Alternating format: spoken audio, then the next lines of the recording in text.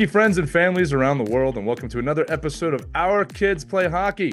I'm Lee Elias, and I'm joined by the courageous Christie Casciano Burns, and the mysterious Mike Benelli is on assignment today and not going to join us. We'll miss him. He's going to miss this episode, Christie. I know that. But depending on where you are and where you play your youth hockey, we're most likely entering a time of season when rankings or league standings are coming into play. And while for some, these are a guiding point for their team's trajectory, for others, they can be a source of great stress.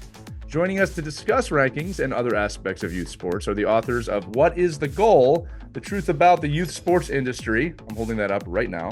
The authors Gene Linscott, a clinical child psychologist, and Ken Ruoff, an award-winning author and historian, are here with us. The two have experience in the hockey world as parents, and Ken as a former player. Gene, Ken, welcome to Our Kids Play Hockey. Thanks for having us. Oh, it's great to have you both. Pleasure. Yeah, listen, my first questions, I guess, for both of you. Since we're talking about rankings, let's just jump off with what are your general thoughts on rankings across youth sports in general?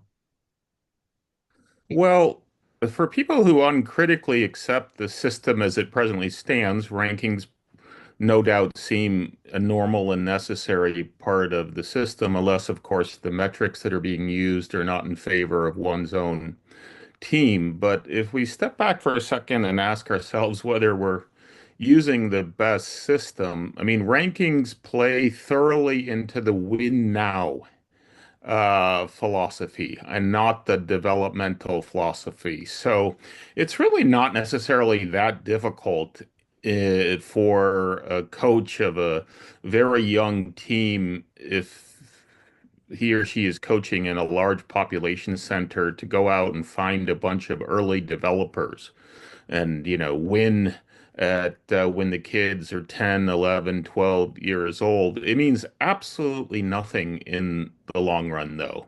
And you're ignoring the developmental part of the equation. Maybe you're so enthralled with the fact that you're highly ranked that you're not even bothering to teach proper skills. Meanwhile, the late bloomers are perhaps being left around. So for us, the rankings are sort of symbolic of the fact that the system needs a fundamental paradigm shift to return towards development and not, winning at the early ages. We all like winning, but, does it really mean that much to win at the U10 or the U11 level? And how do we do that, though? Because it's just always been a part of the hockey community. How do we start to reverse that trend? Well, I guess I want to speak just in general to the point of rankings will also lead to teams and families having to chase travel, because if you have a ranking, then you're supposed to go to the team that's just as good or maybe better than yours. And travel poses some serious problems to this family system too. Cost, of course, time, of course. And sometimes that can mean too many games with not enough time in between. And then we're talking about leading into the injury problems. So there's a lot of problems associated with ranking. I don't think they're specific to hockey. Other sports do these types of national rankings.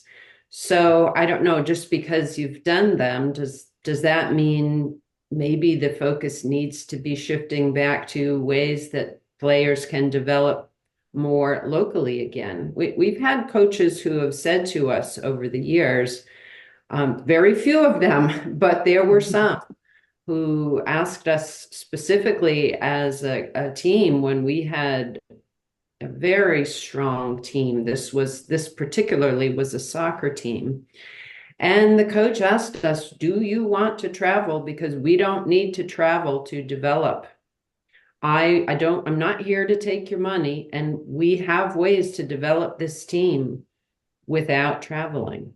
Right. So maybe it's a big shift in mindset about how we go about developing our players, because we're all for sports, we're all for excellence, we're all for developing our local, state, and national teams, but Yeah, many of the statistics say we may be going about this wrong. right. That you can see the light bulb is going off, but it's not encompassing yet. It's kind of piecemeal.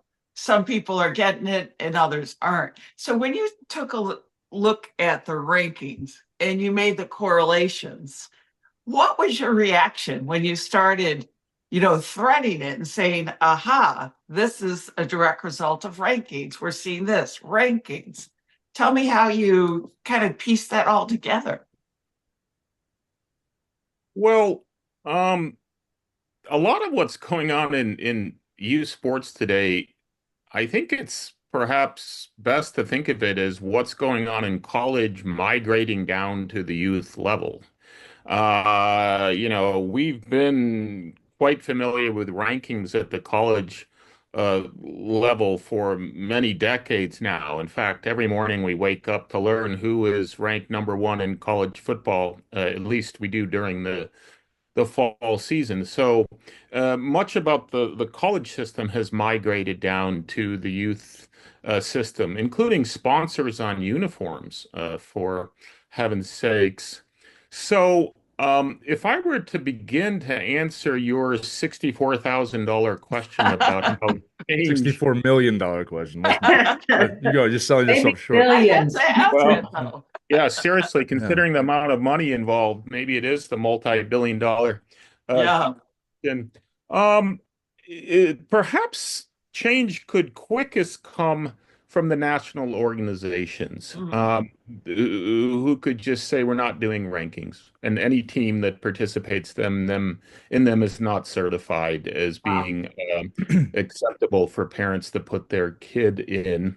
It's also possible because the whole youth sports industry, as it's presently set up with the pay-to-play club teams, is leading to an overuse injury epidemic. So there's also a possibility that the legislatures could step in the same way that they did with concussions. It all started with one law in the state of Washington and then spread to all of the states.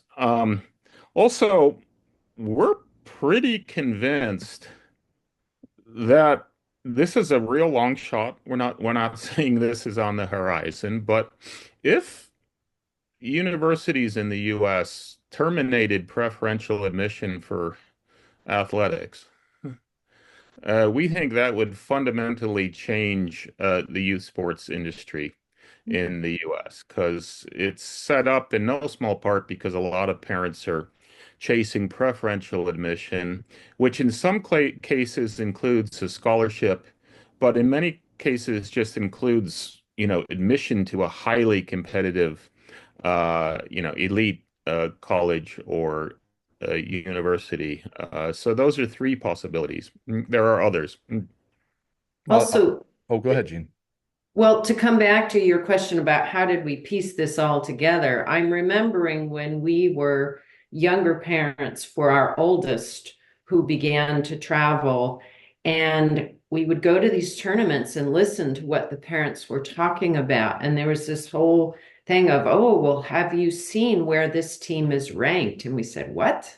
A ranking? There's a national ranking? And so Ken started to poke around into it. And I would ask silly questions like, well, how do they know that the team from Pennsylvania is better than our team here when we've never played each other, right? Silly me. Yeah. I think a lot of parents can relate to that. I think there are a lot of parents, because we have a lot of new parents listening. They don't realize that there are rankings out there. Maybe you can explain that to them. Who gets ranked? How do you get ranked? And really, does it go all the way down to the youth level? Well, I can tell you It, that it does. Yeah. I can tell you that it does. I think a lot of parents are like, Gene, like what?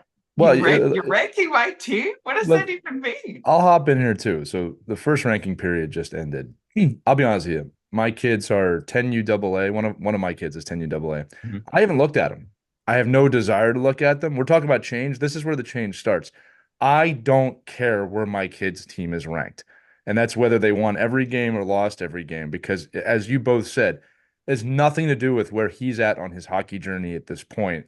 Because no one ever is going to ask him, hey, where were you ranked after the first ranking period back in 24 when you were 10, when he's trying to get a job? No one's going to ask that.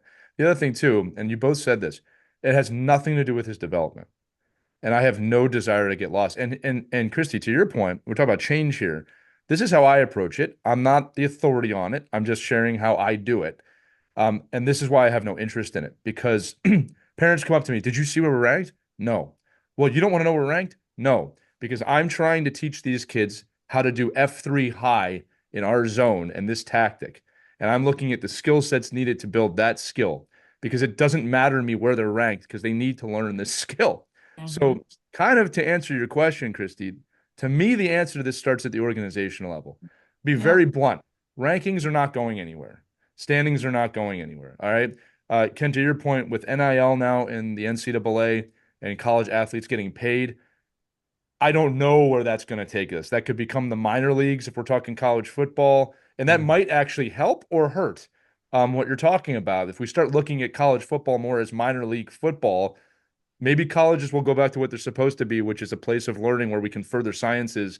And I'll get on a soapbox with that one later. All right, but I'm right there with you, brother. oh, I long for the days where colleges produced unbelievable thinkers and push things forward. Again, that's a topic for another time. Right. But to me, this is the deal. For organizations, it comes to accepting that two fundamental things. The rankings are there and parents want to win. Okay? There's no way around that. I've met so many parents, well, I want to win. You have to redefine winning. And this is where I think everyone gets lost on it. Winning to me, and parents, you do not have to agree with me on this. This is my definition, has very little to do with the win-loss record. Winning to me is that when they start at the beginning of the season and they end at the end of the season, I've created better hockey players that can move up to the next level. And I am very dedicated to that. And I tell my teams all the time, I'm excited for the team you're going to become. And you start saying this to your kids, it creates a drive in them of like, we need to get better. I want to get better. That's a win. From an organizational standpoint, you got to be really upfront with your coaches and your parents of what the goal is for your organization. And that goal, in my opinion, should be to develop hockey players and people, right? In the reverse order, actually, people and hockey players. I always say that. I just did it backwards today. And if any parent has a problem with that, Christy, to your point, Gene, to your point, and you want to travel to 17 different cities this year and spend all that money, maybe we're not the organization for you.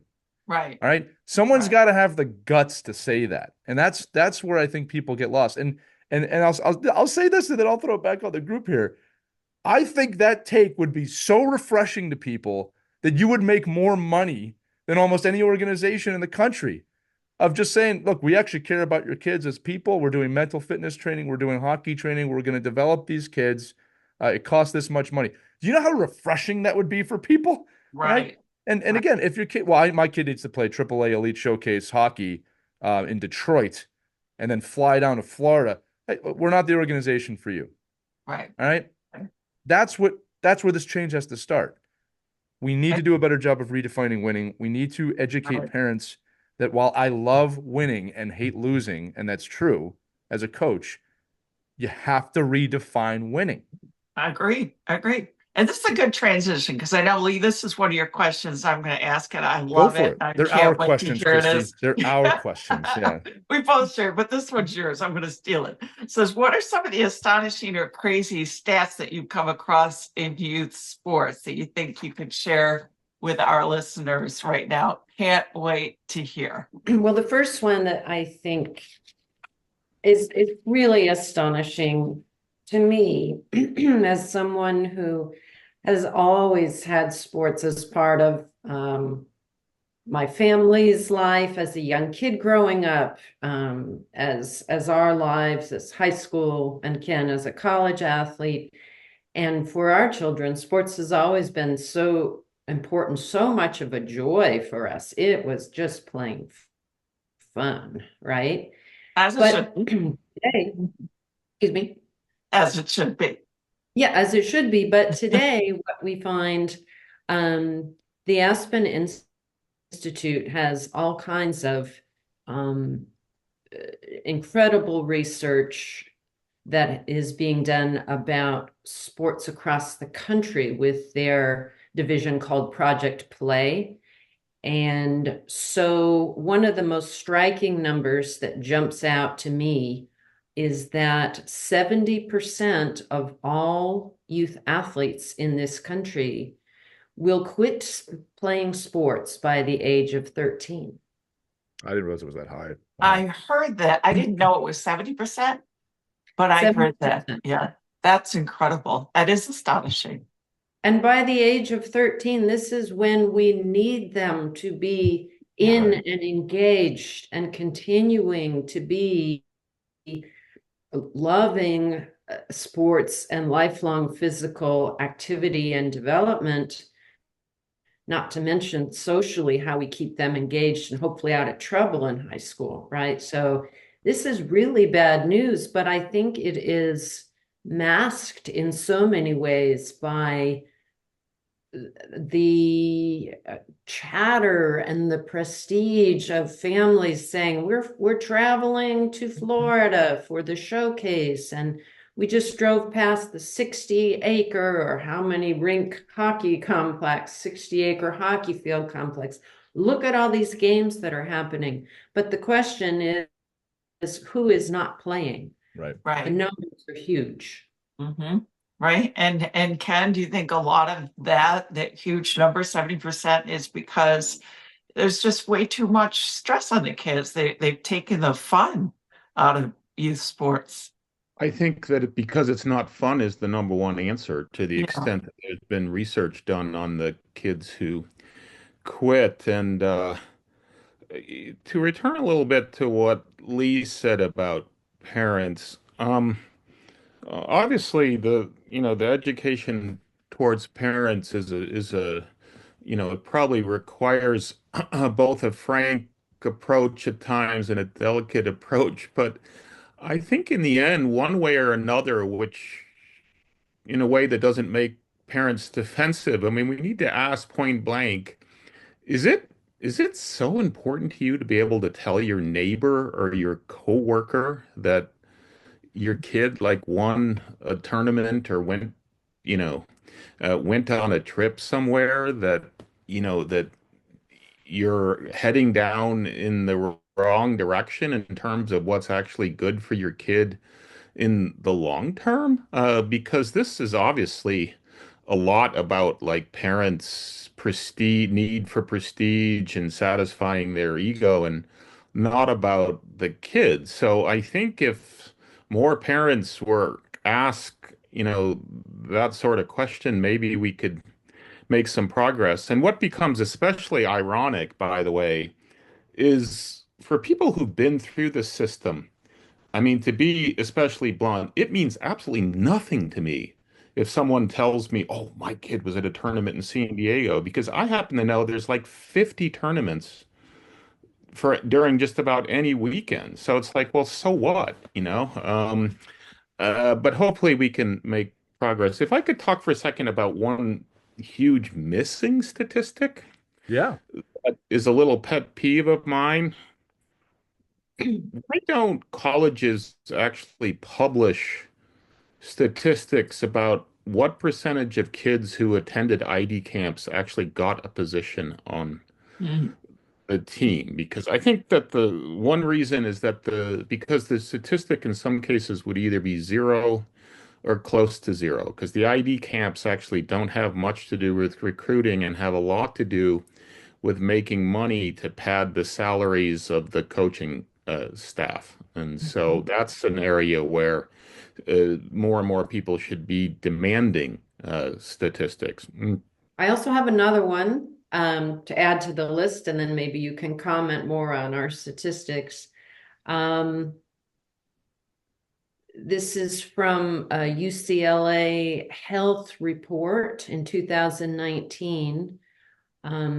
This is a statistic that's related to soccer players, but I have a long list here of the types of overuse injuries that are connected with hockey as well. But this particular statistic says that 1/3 of preteen and teen soccer players will sustain an ACL tear. Mm. 1/3. Wow. Mhm. And this means that they are undergoing surgeries. The surgery rate is increasing dramatically. And these are injuries that aren't just going to be easily fixed. They are going to have, in many cases, a lifelong impact of health risk, including arthritis. Right. My daughter had a meniscus tear playing lacrosse. Yeah. So, Yes. yeah, she's in that stat. She was 13. And it was very difficult on her. And to this day, she still has some residual effect from that. And she did go out and play college hockey, but, there was a time her first year, she had to wear a brace, just because she had to protect it. So, yes, that, and I'm seeing that with a lot of young women in lacrosse too, because it's a hotbed full of lacrosse where we are. Lots of knee injuries with young girls, especially. I'm seeing that. Yeah. Yes. And if we didn't care so much about rankings and chasing those college admissions preferences, then we wouldn't necessarily have this year-round need to specialize in a single sport. Right. And maybe the club's business model would have to change too, because they need us to play year-round. That's right. That's right. I'll dive in here too and say this, that the I'm playing devil's advocate here. There will be parents and kids that say, well, look, we need the rankings to push us. We need the rankings. Iron sharpens iron. And without these rankings, how are we going to know that we're the best? How are we going to know the competition level? And the truth is this, like, look, follow me here. I agree with the idea that iron sharpens iron. I do. But I'm not convinced that rankings are the only methodology to discover that. As you said at the top of the show, that can be done internally if you create a team environment where the youth athletes are pushing each other and trust exists. I just put a post out the other day. I was surprised how well it did. Our producer's laughing because I'm always surprised at how well posts do. But I showed a NHL practice, and there were two players doing a corner drill, and man, they were going at each other, maybe harder than a game. All right. And I commented that, when trust exists in a team environment, this is the level of practice that you get, that they are going to challenge each other harder at their own practice than the actual game. That's something I'd like to see us create a little bit more in team sports. And what rankings do, and again, I'm not saying rankings are the evil end of the earth here, but the focus turns away from the internal to the external. And I think as coaches and organizations, saying things like, we got to build trust. And I see this all the time, especially at the younger ages, that two players will start going at it hard, right? They want to challenge each other. And it often ends up in an argument because at that age, you don't quite understand what ego is and you don't quite understand how this plays out. And so I had this happen the other day for all the youth hockey parents out there. I had two players really going at it, and it started turning towards a negative interaction. Mm. So I stopped the drill and I went over them. And I said, I love that you're competing so hard, but you can't get hurt mentally that you're trying to beat each other. You need to see this as a great thing. And I want you to challenge each other, but the right way. That message completely changed the polarity of how they were approaching the practice. And they understood I need to challenge my teammate. Now, I'm not saying that's going to happen everywhere. Every kid is different. There's different situations. But just that comment, it kind of clicked for them in that moment of, oh, wow, well, this isn't a bad thing, right? We don't do that enough, right? And again, that's a life skill that goes beyond hockey, beyond sports, right? To just success in general. In my office, I want that in my office. I want people to challenge me to be a better podcast host, a writer, hockey coach, whatever it is. I look for those things. From a societal level, and this is what I think ranking takes away, we don't look for those things internally. We look for them externally. Even in pro sports as a fan, if your team is not ranked high, I mean, think about, oh, that team sucks. That team sucks. They're like some of the best athletes on the planet, and they're just not winning. That they suck. Like we're so brainwashed into this kind of mentality. So I think a lot of it just comes to parents and organizations, again, flipping the polarity a little bit. And I do believe, to the organizational leaders listening today, I do believe if you do that, you'll actually have a positive result. There's a lot of fear. Maybe we can turn the conversation here. There's a lot of fear with rankings that if we don't rank high, people won't come to our program. Look, there probably is some truth in that, depending on who you are, but it doesn't have to be that way. And like it's like I always say to my kids, like, well, how many teams win a championship? One. Yeah, it's really hard to do. Mhm. It's not for everybody, right? So yeah, I'm Right. on a soapbox again here. I apologize. I'll throw it back to you guys. Yeah. I think that the rankings are, of course, connected to the tournament circuit, and this whole system has, interestingly enough, turned much of the focus away from practices towards endless games. Yeah, it's another Um, problem. and, when teams go to a tournament, there's no time to practice in between the games. And most of the national organizations have provided guidelines. For example, at such and such age, there's supposed to be, say, 4 hours of practice for every game. And it would be a good thing if more of the youth clubs actually followed this, because there's no way you can follow that if you're at a tournament. There's Right. basically no practice time. And you know what's really happening is, even if they're winning, the kids are making the same mistakes over and over again and stuff. They may be winning just because they're bigger, but they're not, playing hockey the way that it needs to be played in the long run. So, and we've kind of found that there's almost an inverse correlation between the utter irrelevance of winning a tournament. So, for example, if you win something at the U10 level, the size of the trophy they give you is so big that, it almost has to be checked as luggage and all. And it's like, really? Are you 10 tournament? Hmm.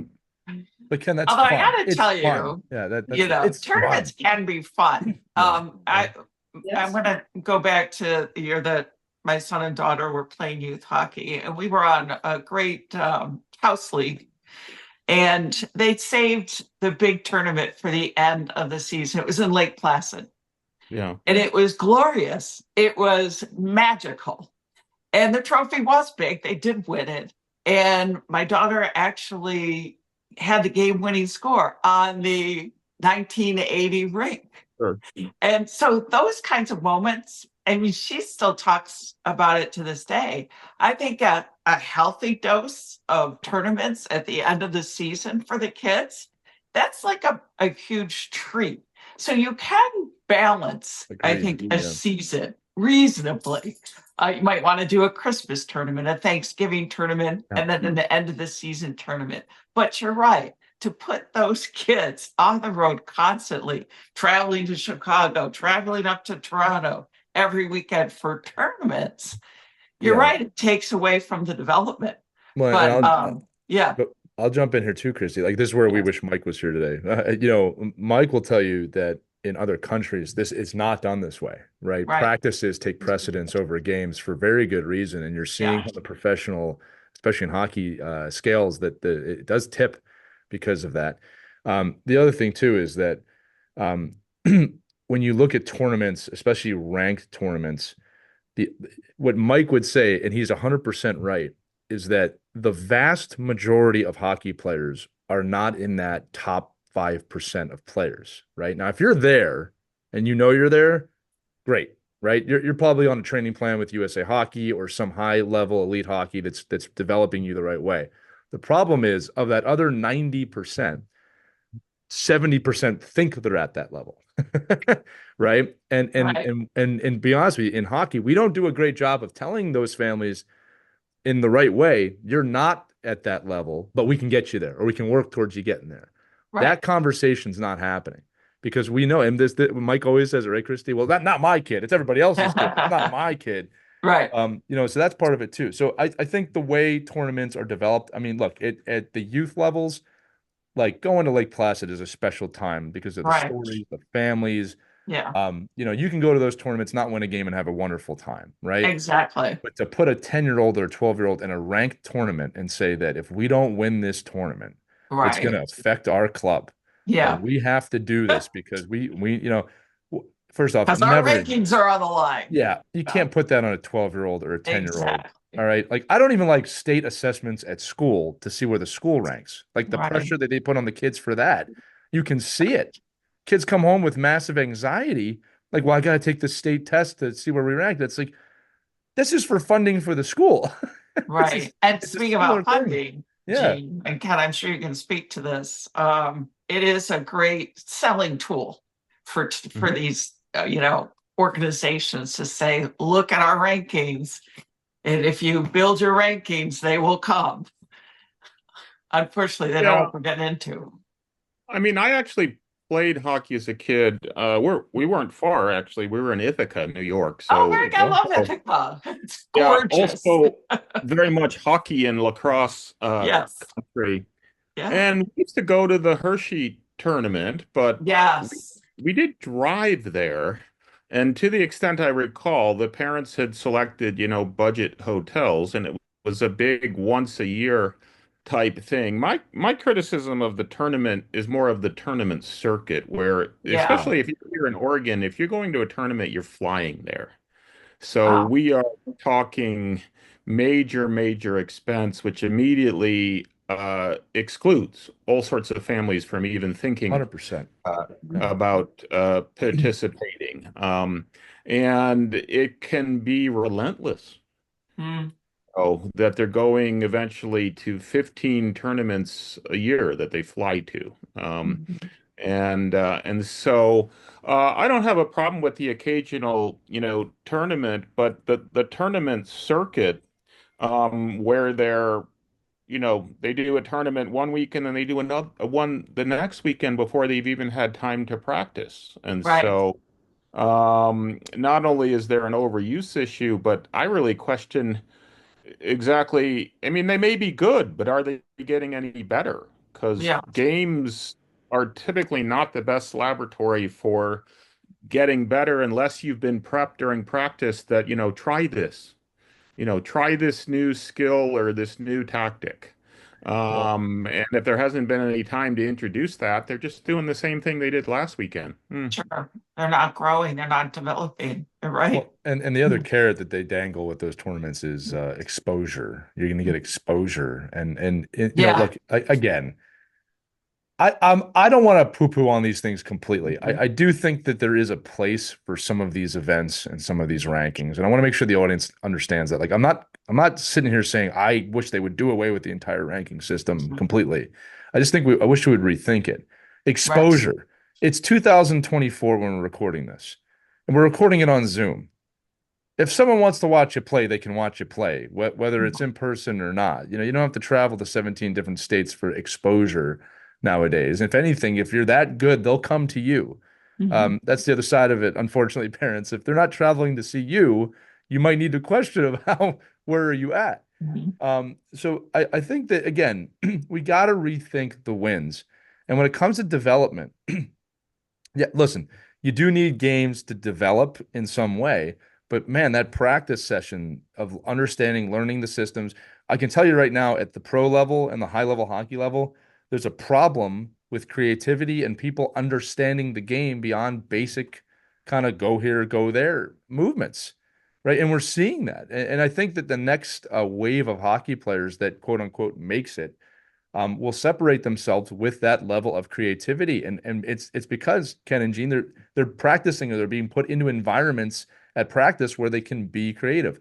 I tell my kids all the time, as a coach, I will give you a parameter in the game or in the practice that I want you to achieve, and it's up to you to be creative to achieve that. Mhm. And what I see more often than not is coaches, I say, call them play by play. Okay, I want you to go here. I want you to go there. I want you to do this. And then I want you to do that. And we'll get a goal. Well, what the Right. hell have you just done? Like Yeah. the kid, first off, they're going to do exactly what you said. And they might get very good at doing what you said. But in a game, when I throw in a little change, you don't have the creativity built up to counter that change. That's a problem. So again, I'm going off in a obviously passionate topic. You know what I Um, want to get into, Lee, and yeah, maybe go for Gene, it. you can lead us off, is your book. Yeah, I was Tell just us about to do. I'm more gonna hold it about up on it, screen why you here. decided to write it. There we go. Yeah. What is the goal? Well, What and motivated you to write it? And what else can yeah. parents learn from picking up a copy of your book?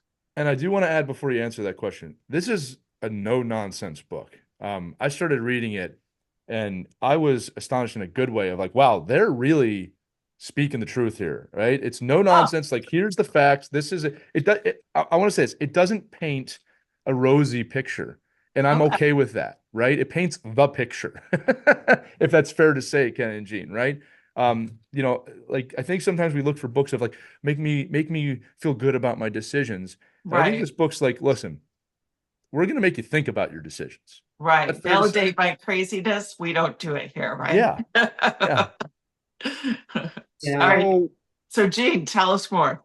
Gene, go Sure. ahead. Well, that was our intention to try to help families be educated to make the best possible decision for their kids, because so much of what we learned along the way is not obvious at the beginning or in the middle. It's often when you get to the very end of this trail of your kids' youth sports journey that finally all the pieces start to fit together and you understand some of these decisions along the way you would have made really differently had you known what you know at the end. So our goal was it was twofold. One, it was kind of therapeutic for us to make sense of what we had just gone through. And as Ken has sometimes termed it, the UFO that we just experienced in the youth sports world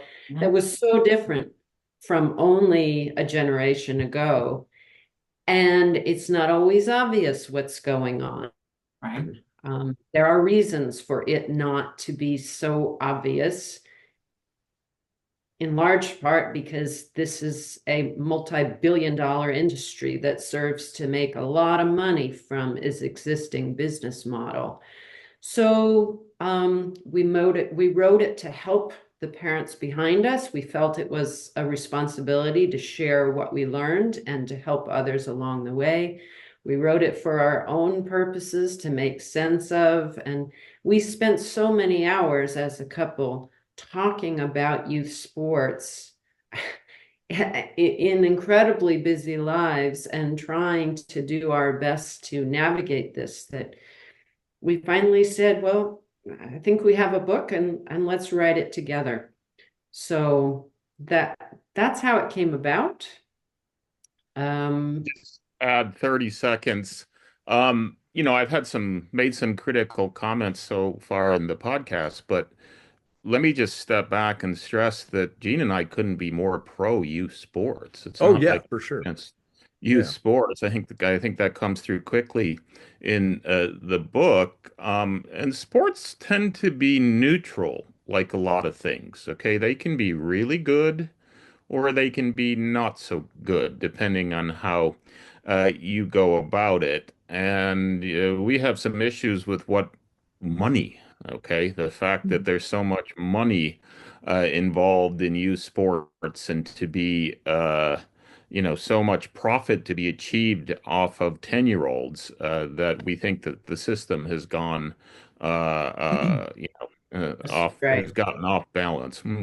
Yeah, and And can I'll follow that up and real quick by just saying too that yeah, I think it's very clear that you're pro sports. The way I looked at this book was you're asking the questions that are needed to be asked to ensure that youth sports returns or moves forward to the benefit that it should be having on our society and that it's becoming big business.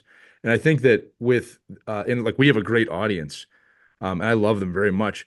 But I think sometimes in the chaotic hockey world, we're looking for someone to say, oh, those 12 tournaments, oh, it's okay. That's good for your kid. And the thing is, we're not going to do that here. This book kind of makes you ask the question of like, do you really need to be doing this?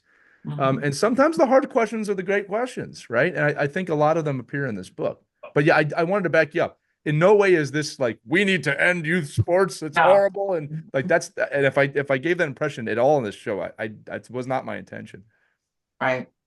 And I think parents working with coaches, you can come to that um, a common ground. I can remember my son's coach in the beginning of the season. He said, look, we can be a tournament team or we can pick a few tournaments and we can be a locally, in a house league. What do you parents want to do? And fortunately, they were all rational parents. Everyone said, you know what? We don't want to be on the road every weekend. We want to be maybe an hour away on a What, do you want a Saturday or life, Christy? You want to have Sunday. a life outside of this? Are you crazy? And, I got to be honest with you. We picked a couple of tournaments that, one was Toronto, one was down in Ithaca, Sure. and but close within 2 hours. What a great year. What a great season. We weren't all tired out. The kids, there were no injuries that year. The kids were bonded like you wouldn't believe. I It was believe a that. fantastic year, and we weren't all stressed out, and it was affordable. We still had money. Can you believe this? We had money in our budgets at the end of the season that we could actually throw a big party for the kids and have a lot of fun. So I think if you unite and you all come to this conclusion, like, what do we want for our kids? We want our kids to develop. We want them to get to the next level, successfully and have fun. I think you can all come to that and get the book because that'll help convince you that there's strength in numbers if you all come together and figure out what is the goal.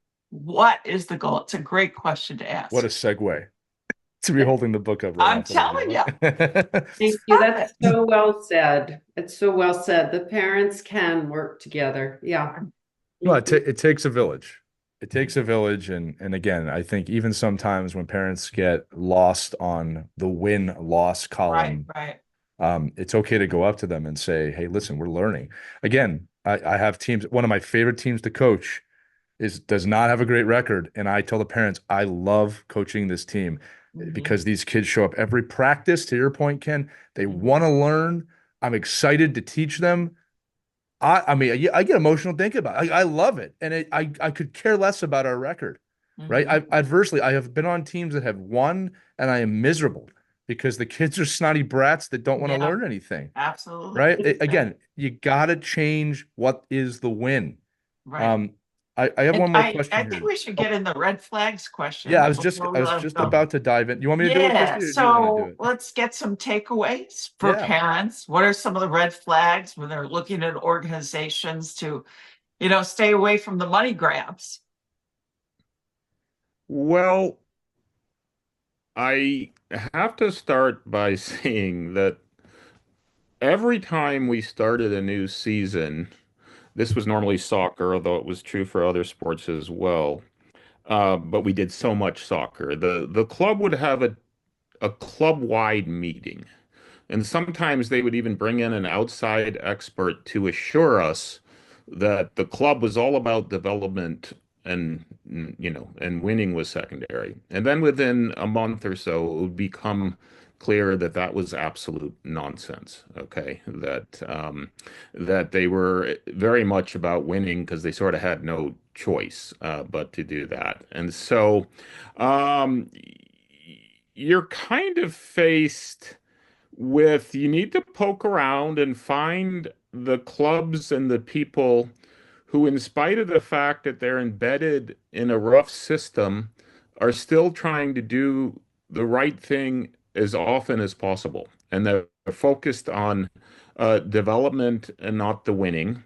And the parents need to recognize some red flags with themselves. They need to rethink the sort of questions they ask of coaches and of club directors. Okay. There is a time to go to a club director if there are genuine problems with a coach, but that problem is not your kid's playing time. Okay. That is not the problem, unless it's just ridiculous that you're paying thousands of dollars to send a kid off to a tournament and they get a few minutes of playing time. That might be one instance, but as a basic rule. And so is there development going on? Does your kid get better from the beginning of the season to the end of the season? Is your kid having fun, especially? And, are there signs that it's very much about the money for the club? We eventually learned that there were instances it was just outright about the money and not the kids, unfortunately. And so those are, I think Gene can probably provide more red flags. Well, as a parent, I would want to look for the red flag of a club that has some very high or what might seem unusual injury rates. I'd want to know if they keep track of those statistics. I'd also want to know if this is a club that is interested in knowing why players and parents are leaving. I also view it as a red flag if there's pressuring on any level in that kid's sports experience, especially at a young age, about staying with that sport year round as their only sport, whether it be the coach, the director, the players, the parents. That's a big red flag because it puts the kid at risk on so many levels when they have a lot of developing to do physically and emotionally. No, I love it. And again, for the parents listening, for the coaches listening, we say it every episode, I think, Christie, that great questions demand great answers. These are questions that are easier to ignore, but you should absolutely be asking them because that's what makes sports great. And I think, again, the goal with your book, what is the goal, is to kind of make sports great, right? And to keep it great and to remind ourselves why we do this, that it should not be an injury-plagued, stress-filled, anxiety-based environment all the time. I do think a small dose of that is good for developing you as a human being, right? But the state of play, as we say, is surrounded like your book in this gigantic wad of money. And it's easy just to throw your hands up in the air and say, well, that's just the way it is. Well, the truth is this: if you're listening to this show, we all play a role in changing this, right? And sometimes it's the voice in the room saying, the win for me is my kid's getting better this season. All right. Or the win for me is that this coach really cares about developing the team. The win is not, well, we were the top ranked team once back in 24 in the 12U AA standings. Like, as Ken said, no, this is gonna sound so harsh. Nobody cares. It's so true. Like, nobody cares. I want to know, how is your kid? How is your kid doing? Go ahead, Gene. Or the win is also that as many kids as possible can play hockey, the great sport of hockey, and will learn to love this sport for the rest of their lives. Right. Right.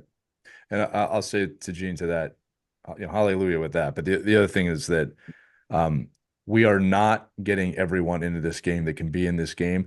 We are taking steps forward with that, but we're not anywhere near where we need to be with that. But I do think we're starting to go that direction. Christie, anything else before I close this out? These two really, you've helped enlighten us, and you've really given us a lot to think about. And what a great guide for parents if they want to get it right. You're like the North Star there. Thank you so much. Thank you. That's very kind of you. Thank you for your interest. It was a really interesting conversation today. Well, that's what we love to do here, Gene. Again, the goal is, what is the goal, right? Available now. I love it. It's on Offsides Press. I know it's probably a soccer thing, but we'll take it here for a hockey thing today. And you can check that book out right now wherever they're sold.